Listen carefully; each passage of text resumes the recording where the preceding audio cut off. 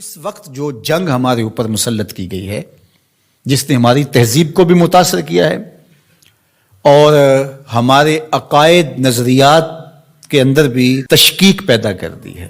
ویسے تو ایک زمانے میں اتنے بڑے بڑے حملے تھے، یہ معتزلہ کا حملہ کوئی چھوٹا حملہ نہیں تھا۔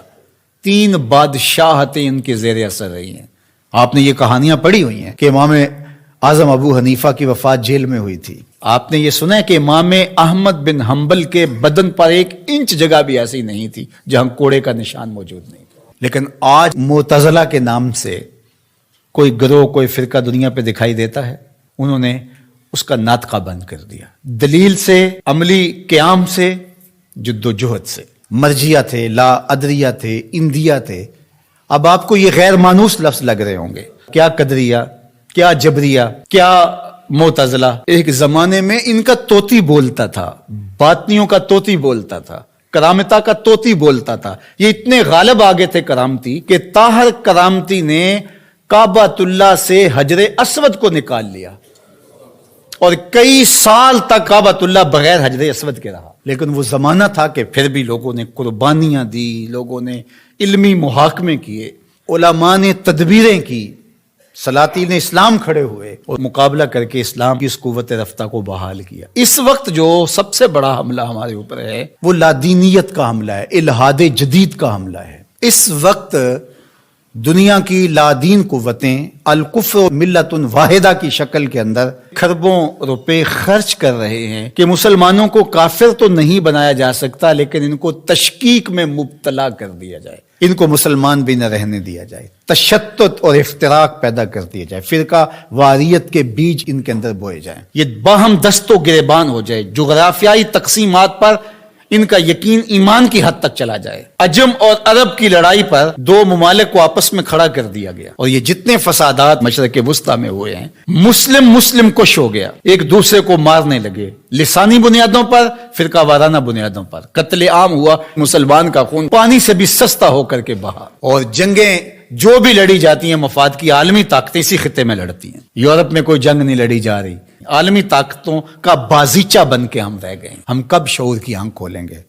کب ہم بالغ ہوں گے؟ کب بڑے ہوں گے؟ اور اس وقت الحاد جدید کا فتنہ جو ہے وہ سر چڑھ کے بول رہا ہے، اور ان کا سب سے بڑا واز اقلیت پسندی کا نعرہ لگاتے ہیں کہ جو چیز ہے جی اس کو عقل ہی نہیں مانتی تو ہم کس طرح تسلیم کریں۔ اور اس میں سب سے بڑا حملہ جو ہے ان کا معجزے پر ہے۔ جو کہتے ہیں کہ معجزہ جو ہے یہ نہیں ہوتا، وہی پر حملہ ہے، چونکہ یہ بنیادوں کو ڈھا دیا جائے گا تو عمارت خود بخود گر جائے گی نیچے۔ جب وہی کو کمزور کر دے، اس تصور کو دھندلا کر دیا جائے گا، تو کہتے ہیں وہی ممکن نہیں ہے، کہ یہ خلاف عقل ہے۔ دنیا کی کتنی چیزیں ہیں جو انسانی عقل میں ابھی تک نہیں آئیں۔ آج سائنس اور ٹیکنالوجی کی سلطنت ہے پوری دنیا کے اوپر، اور اس کے ذریعے سے آپ کہتے ہیں جی بس آج تو جو تجربات کی روشنی میں چیز حاصل ہوگی اسی کو مانیں گے، اور اس کے علاوہ جو سمجھدار ہے، پڑھا لکھا شخص ہے، دانشور ہے، وہ کس طرح اس کو مان سکتا ہے جو عقل انسانی میں یہ چیز نہیں آتی ہے؟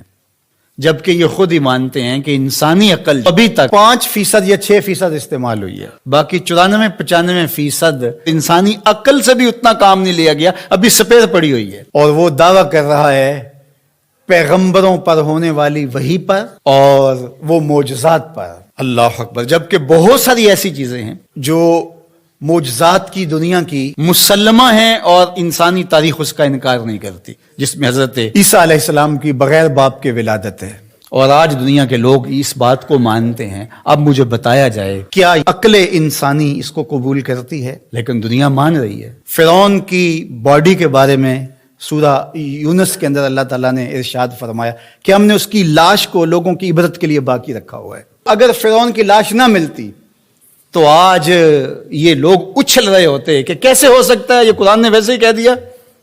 اس پہ شور و غل، یہ 2 نمبر جعلی دانشور وہ کہتے عقلیت تسلیم نہیں کرتی، عقل نہیں مانتی، لہٰذا ہم نہیں مانتے کہ فرعون کی باڈی محفوظ ہوگی۔ پانی میں کس طرح محفوظ رہ سکتی ہے؟ مچھلیاں نوچ کے کھا گئی ہوں گی اس کو۔